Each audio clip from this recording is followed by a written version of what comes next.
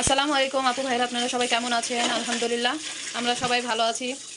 এই তো মোটামুটি আর কি, আলহামদুলিল্লাহ ভালো আছি সব কিছু মিলিয়ে। ছোটো মেয়েটা আবার ব্যথা পেয়েছে, সেই জন্য মনটা অনেক খারাপ। তো এই তো আজকে কী রান্না করবো আপনাদের মাঝে শেয়ার করবো সেগুলোই। এই তো ডাল রান্না করতেছি, ডালটা বাগার দিয়ে ফেলেছি। আর এই তো আমার বোন থালা বাসন ধোয়া হয়ে গেছে। থালা বাসন ধোয়া হয়ে গেছে। আর এখন আমি এই যে পটলগুলো কেটে নিচ্ছি, পটলগুলো ভাজবো। ডাল রান্না করা শেষ, আর ডিম ভুনা করবো। আপনাদের ভাইয়া বাসায় নেই,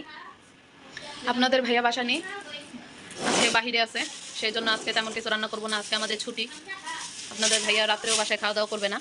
এই তো আজকে হালকা পাতলা রান্না করবো। চলেন দেখে আসি মেয়ের কি অবস্থা। মেয়েকে দেখে আবার চলে আসবো রান্নাঘরে। দেখেন মাথাটা কেমন ব্যথা পেয়েছে, অনেক ব্যথা পেয়েছে, গ্রিলের সাথে পড়ে গিয়েছিল, তো এইভাবে ব্যথা পেয়েছে। আপনাদের ভাইয়া তো নাই, যদি দেখতো তাহলে তো দিত বোনকে আর আমাকে একসাথে। দেখেন কি অবস্থা, মাথাটা ফুলে গেছে কানতে কানতে। এই তো ঘুমিয়ে গেল, এখন গোসল করিয়ে দিয়েছি। এমন একটা অবস্থা, মোটামুটি ভালো ব্যথা পাইছে, কিন্তু ক্যামেরায় শো করতেছে না। প্রচণ্ড ব্যথা পেয়েছে। বাচ্চারা ব্যথা পেলে আসলে অনেক খারাপ লাগে। এই তো চলে আসলাম রান্নাঘরে, পটলগুলো ভেজে নিচ্ছি, আর এই পাশের চুলায় ডিম ভুনাটা করে ফেলবো। আজকে একদম সহজ খাবার করব, এর চাইতে কোনো ঝামেলা করতে যাবো না। ভালো লাগতেছে না আমি এটা পড়ে যাওয়ার কারণে, তার উপর আপনাদের ভাইয়া নিয়ে, সেই জন্য আর ঝামেলা করবো না। আজকে হালকা খাবারই খাবো। আসলে বাচ্চারা পড়ে ব্যথা পেলে, বাচ্চারা কোনো ব্যথা ট্যাথা পেলে আসলে মনটা অনেক খারাপ লাগে। মনটা একদম খারাপই হয়ে গেছে, এত কান্নাকাটি করছে যে বলার বাহিরে। খুবই খারাপ লাগছে যে এত দেখে শুনে রাখার পরেও যদি বাচ্চা পড়ে ব্যথা পায় তাহলে কেমন লাগে বলেন। অনেক খেয়াল রাখি, অনেক খেয়াল। আপনাদের ভাইয়া তো একটু পড়ে গেলেই বলে সারাদিন ইউটিউব নিয়ে থাকো, তো কি হবে বলেন? সারাদিন কি ইউটিউবে থাকার জায়গা? একটু ভিডিও করার পরে তার কোনো কাজ থাকে না সেভাবে, কিন্তু উনি শুধু মোবাইল হাতে নিলেই দেখে আমি নাকি শুধু সারাদিন ইউটিউব নিয়ে থাকি। তাহলে সংসারের কাজ করে কে? ছেলে মানুষদের কথার কোনো শেষ নেই, ছেলে মানুষদের কথার কোনো মানে কি যে বলবে, কখন যে কি বলবে, কখন কোনটা বলা দরকার, এটা মানে সব ছেলেরা না, কিছু কিছু ছেলে মানুষ আছে বুঝারই চেষ্টা করে না। গতকালকে রাতেও একবার আমার কাছ থেকে পড়ে গিয়েছিল, আজকে আবার বোনের কাছ থেকে পড়ে গিয়েছে। বোন আবার আসলে বোন খেয়াল করেনি, বোন ওকে খাটে রেখেছিল, তারপরে কাপড় ভাঁজ করছে, তার মধ্যে ও জানালাটা ধরেছে, ধরার সাথে সাথে জানালাটা স্লিপ খেয়ে জানালার উপর পড়ে গেছে, গ্রিলের সাথে দেখা পেয়েছে। এটা তো আর বোন বোন তো দেখেই রেখেছিল, কিন্তু বোন তো চেয়েছে ও পাশে খেলুক আর আমি কাজ করি, তো সেভাবে আর কি হয়ে গেছে। আপনাদের ভাইয়া বলে আমি নাকি অনেক তেল বেশি খাই, এজন্য বোতলের মুখটা ছিদ্র করে নিতে বলছে।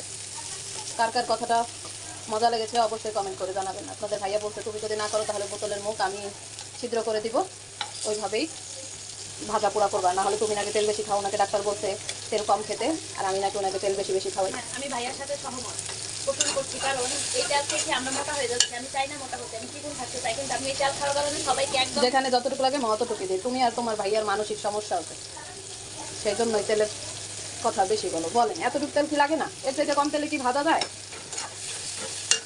তো আমার ডিম ভুনা হয়ে গেছে, আমি এটার উপরে জিরার গুঁড়া দিয়েছি। শেষ আমার ডিম ভুনা।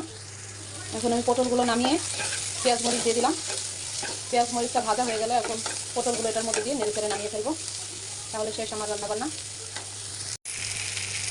পটলগুলো আমার এখন পেঁয়াজটা ভাজা হয়ে গেছে, তারপর পটলগুলো ঢেলে দিলাম। আজকে কেন যেন হাত পা সব কাটতেছে, মেয়েটা পড়ে যাওয়ার পরে অনেক খারাপ লেগেছে মেয়ের কান্নাকাটি দেখে। বাচ্চারা এত ব্যথা পেলে ভালো লাগে না, কোনো মায়েরই ভালো লাগে না, খুবই খারাপ লেগেছে, সেই জন্য আমার মনটা খারাপ হয়ে গেছে। এই তো রান্নাবান্নাও করতে ইচ্ছা করছিল না, তারপরে এসেছি যে জীবন বাঁচাতে হলে তো খেতেই হবে, খাওয়া ছাড়া তো আর চলবে না, না খেয়ে থাকলে। সেটা যদি হতো তাহলে মানুষ আর কোনো কাজই করতো না, যদি এই পেটটা যদি না থাকতো। এই তো আমার রান্নাবান্না শেষ। এই তো আপু ভাইরা আমার রান্নাবান্না সব শেষ হয়ে গেছে। তো রান্নাবান্না শেষ, এখন আমি রান্নাঘরটা গুছিয়ে নিলাম।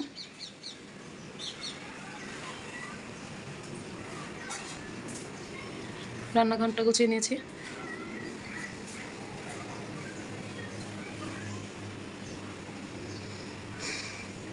চলেন দেখে আসি ঘরের অবস্থা। ডাইনিং টেবিলটা গুছিয়ে নিয়েছি।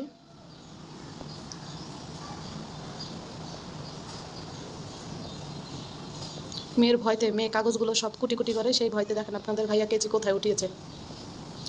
কি আর বলবো মেয়ের কথা।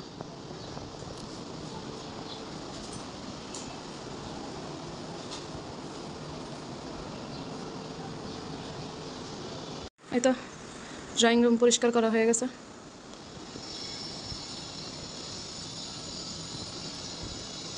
মেয়েকে গোসল করিয়ে দিয়েছি, এখন টিভি দেখছে।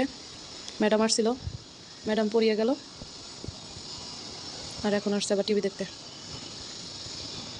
সারাদিন তার কাজ শুধু এইগুলো দেখা। পড়তে বসার কথা বললেই শুরু হয়ে যায় মাথা ব্যথা, পেটে ব্যথা, কত ব্যথা। আর এগুলো দেখার সময় খুব ভালো লাগে দেখতে, পড়ার সময় খারাপ লাগে। এখনকার যুগের বাচ্চারা যে কেন এমন করে আল্লাহ ভালো জানে। আপনাদের ভাইয়ার রুমটা পরিষ্কার করা হয়ে গেছে।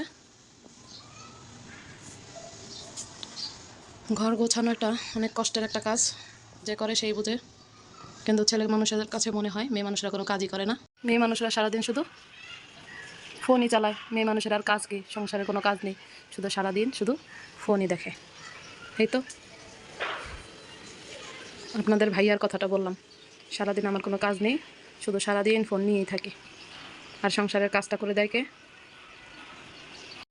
বাহিরের আবহাওয়াটা অনেক সুন্দর, বাতাস আসছে জানালা দিয়ে, বাতাসটা খুবই ভালো লাগতেছে। তো আপু ভাইয়ারা, দুপুরের জন্য আজকে কি সিম্পল খাবার রান্না করলাম আপনাদের মাঝে শেয়ার করলাম। মেয়েটাও পড়ে গেল, মেয়েকেও দেখালাম আপনাদের মাঝে।